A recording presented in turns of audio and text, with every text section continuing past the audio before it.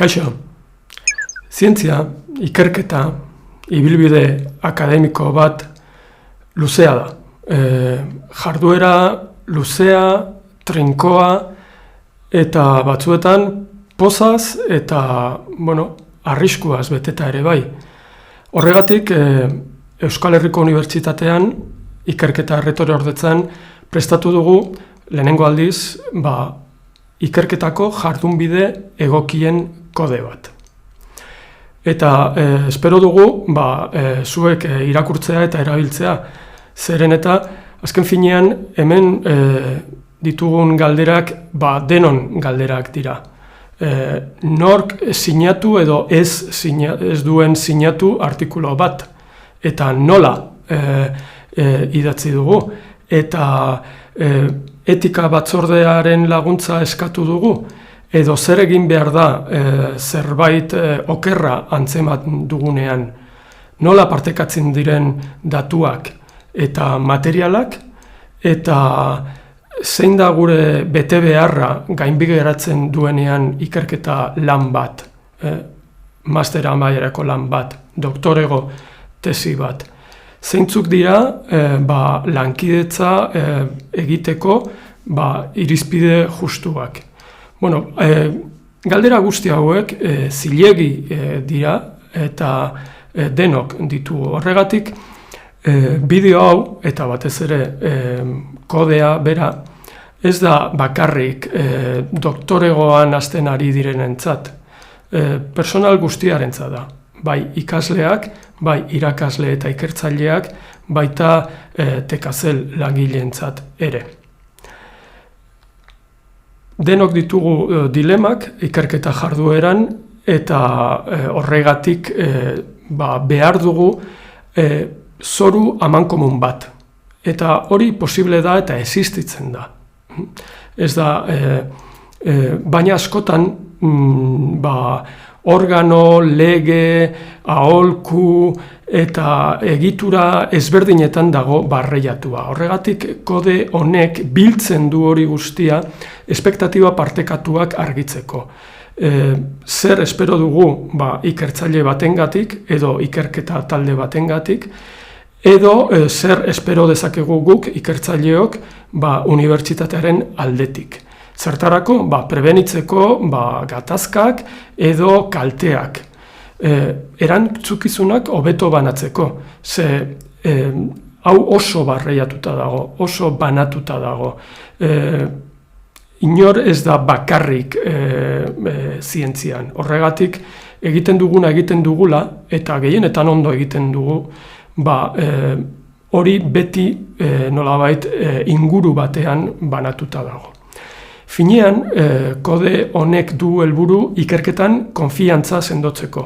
Alde batetik gure konfiantza, egiten dugun lana ona delako azpimarratzeko. Eta bestalde, gizartearen aurrean, EHUn egindako ikerketa, sortzen dugun ezagutza, fidagarria erantzunkizun betez egindoako lana dela azpimarratzeko. Hau, bete behar legala ez bada ere, praktika halako kodeak arruntak dira Europako unibertsitate guztietan eta marko horretan gure jarduna parekatzeko ere konpilatu dugu, idatzi dugu kode hau. Eta nola egin dugu? Zorionez, Euskal Herriko Unibertsitatean ikerketa egitea ez da beste unibertsitateetan egitea baino askoz ezberdina.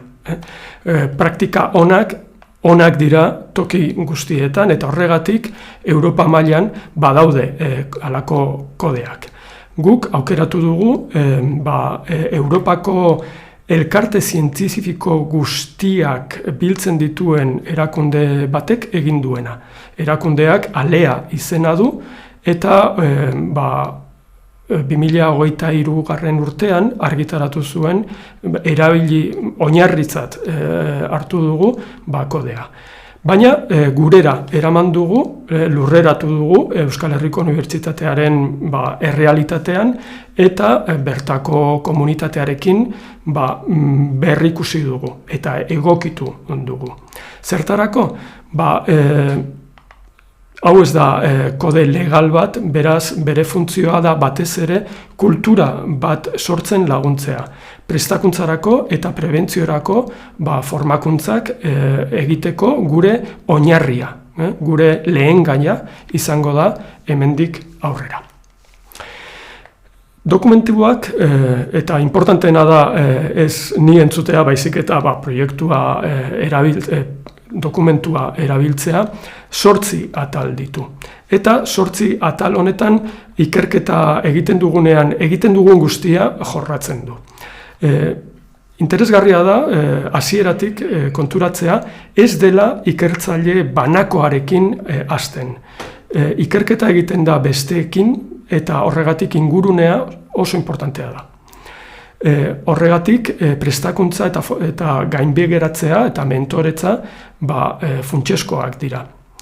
Eta bakarrik 2. atalean sartzen gara nola galdera horretan, ikerketan nola egin behar den.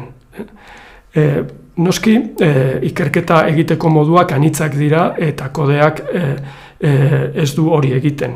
Hori bakoitza bere taldean, bere zentroan, bere laborategian ikasi beharko du. Baina badaude printzipio batzuk eta denon jarduera nolabait laguntzen duten organo batzuk. Eta horiek dira 4. atalean, zentralean dena, erdigunean, berme etiko eta legalak azaltzen dituena. Ikerketa egiteko datuak behar ditugu, eta datuen kudeaketa unibertso bat da, orduan badago atal propio bat datuen kudeaketa egoki egiteko printzipio batzuk eta erreferente batzuk azaltzen dituena. Eta esan dudan bezala, zientzia lankidetza da, zientzia elkarlana da. Beraz, errealitate hori egoki kudeatzeko beste printzipio batzuk islatzen ditu 6. atalak. Finean, zientzia egiten dugu komunikatzeko. Komunikatzen ez den zientzia ez da existitzen, beraz, 7. atala argitalpenari buruz hitz egiten dugu. Eta jorratzen ditugu, argitalpenaren inguruan topatzen ditugun dilemak edo arazoak. Azkenekoz, hau guztia dago egituratuta metrika batzuekin.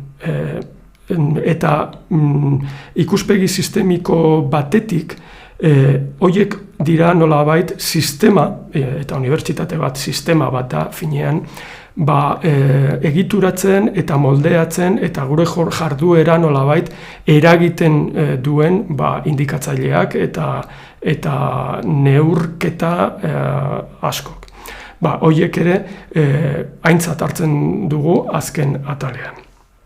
Joango gara banan-banan, gauza batzuk aipatu ditut, baina berriro ere ingurunea oinarria da. Integritatea, praktika onak, ez daude soilik pertsonaren esku. Testuinguru instituzional batean oinarritzen dira. Baita, printzipio orokor batzuetan ere. Zer da ikerketa arduratsua? Ezagutza fidagarria, modu zintzoan, errespetuarekin eta erantzukizunekin egiten dana. Horiek dira hitz handiak, ezta? Baina ikerketa inguruan badute esanahi espezifiko bat. Adibidez, fidagarritasuna. Unibertsitate batek egiten duen ezagutza fidagarria izan behar du. Hori argi dago, gizarteak hori espero du.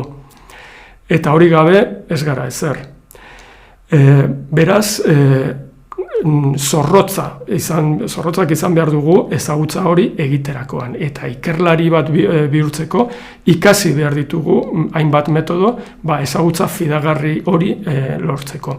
Baina modu zintzo batean, adibide bat jarriko dut.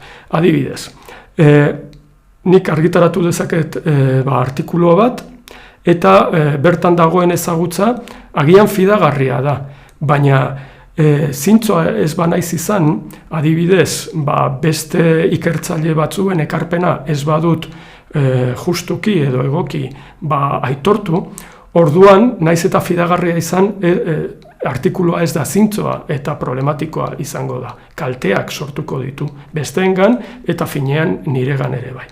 Edo errespetua. Errespetua da zerbait elkarri zor dioguna edozein tokian, unibertsitatean ere bai noski, baina ikerketa egiten dugunean badaude egoerak bereziak nolabait, adibidez doktore gaiaren eta zuzendariaren artekoa edo laborategi batean elkarri nola tratatzen diogun eta bar.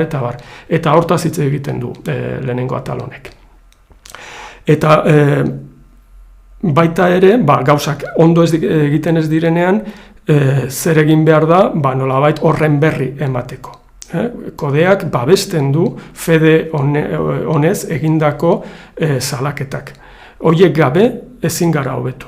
Baina, kontziente ere izan behar dugu, batzuetan salaketak ez direla fede honez egiten, eta horiek ere problematikoak izan daiteke eta praktika txarra dira. Honek oso zaila dirudi, ezta? Baina zorionez bizitza osorako ikasketa da. Ondo ikertzen ikasten da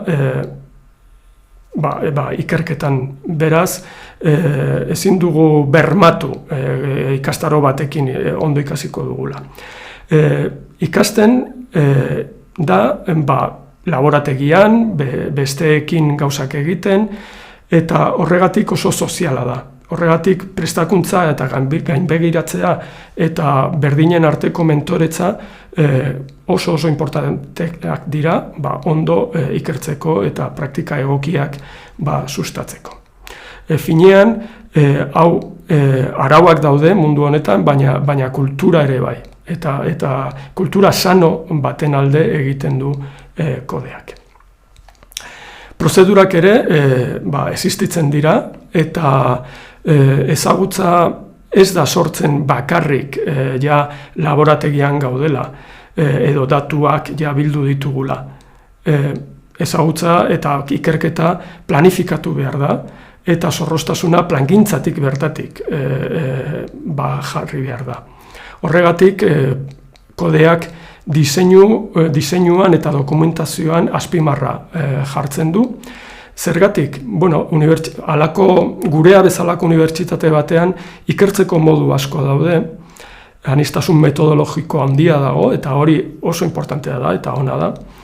Baina denok gure ikerketa ibilbidea eta hipotesiak nola balidatzen ditugun prozedura dokumentatu behar dugu. Zergatik, zientzia batzuetan erreproduzigarritasuna importantea delako, baina batez ere azalpenak modu erantzukizunekin emateko modukoak izan gaitezen. Gure sesgoak, gure alborapenak ere saihesteko. Bukatzeko,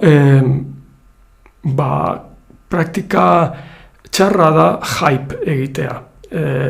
Badago presio handia argitaratzeko eta oso onak garela frogatzeko. Eta hori ez dago gaizki. Baina horrek eragiten du zientzia sisteman aurkikuntza iraultzaileak iragartzeko presio bat. Eta batzuetan egiten dira, baina batzuetan espektatiba handiegiak sortzen ditugu. Eta honetan ere, komunikazioaren ere, emaitzen komunikazioaren ere, zintzoak izan behar dugu.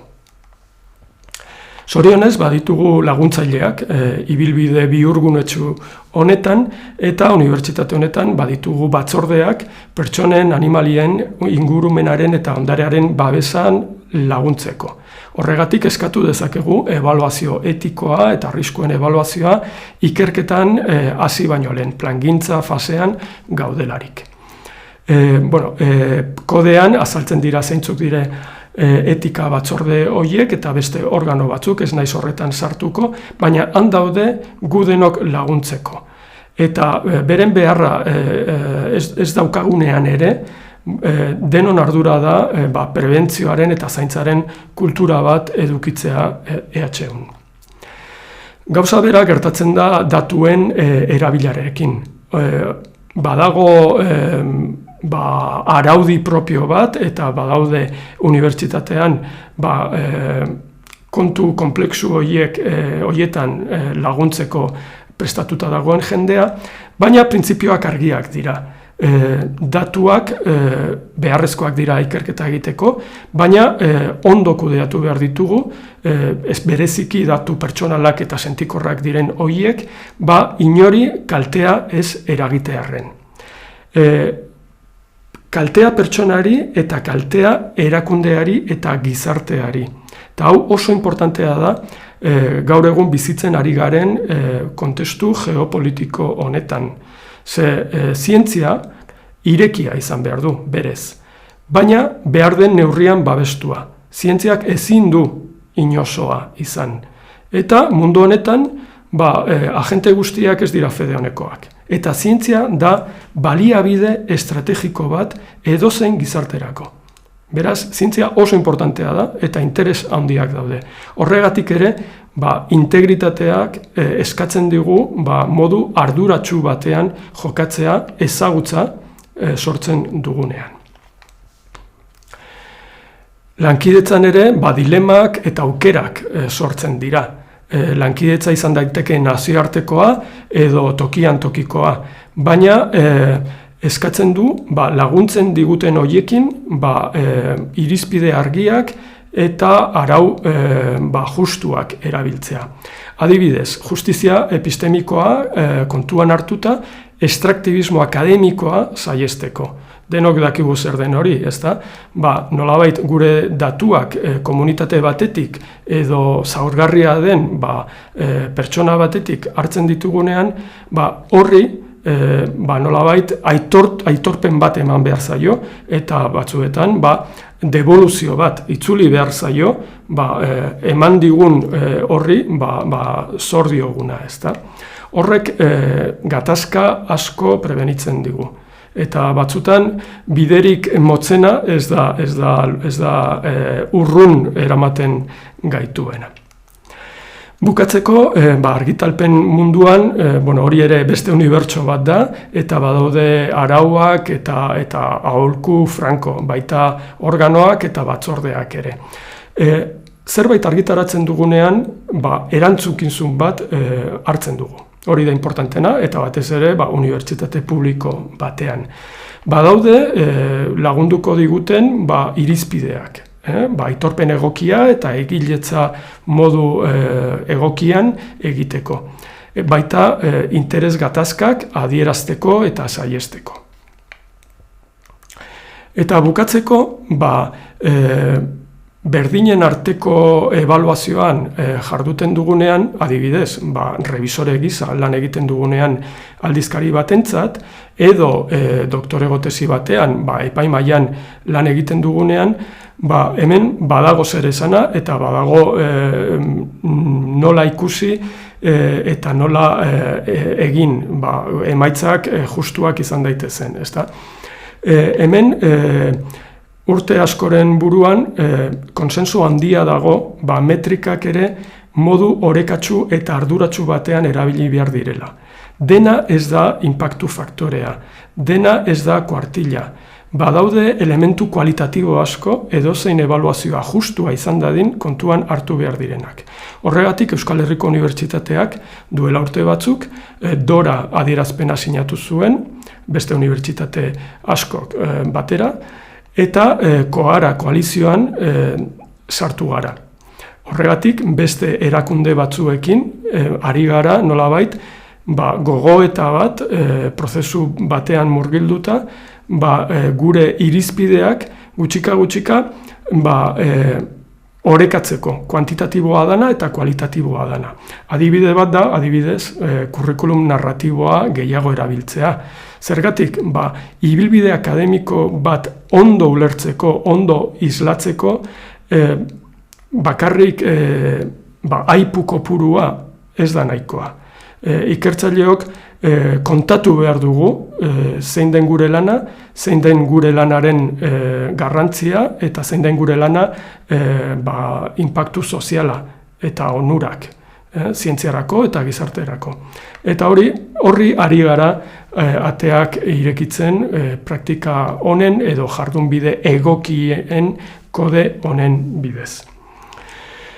Horregatik, hau denon ardura da, eta ja gradutik ikasleek eskubidea dute ikerketan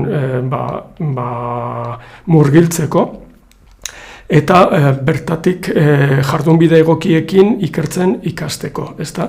Ikertzaileok ere, irizpide komunak, zoru amankomun bat ezagutu behar dugu, gure espektatibak ere kudeatzeko. Eta tekazel kolektiboak lagundu behar digu printzipio horiek gure erakundean txertatzen.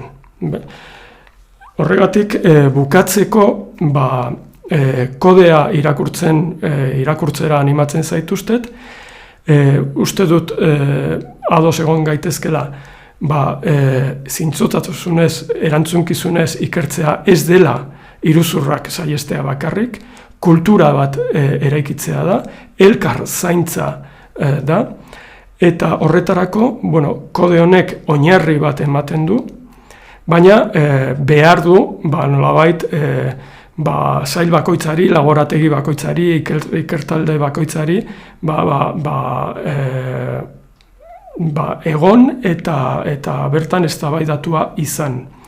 Beraz, kodeak tokiko egokitzapena behar du benetan eraginkorra izan dadin. Eta zalantzen aurrean, hemen dago gure helbide elektronikoa, kontsulta egin horretarako gaude ikerketa erretorordetzan. Eskerrik asko zuen arretagatik.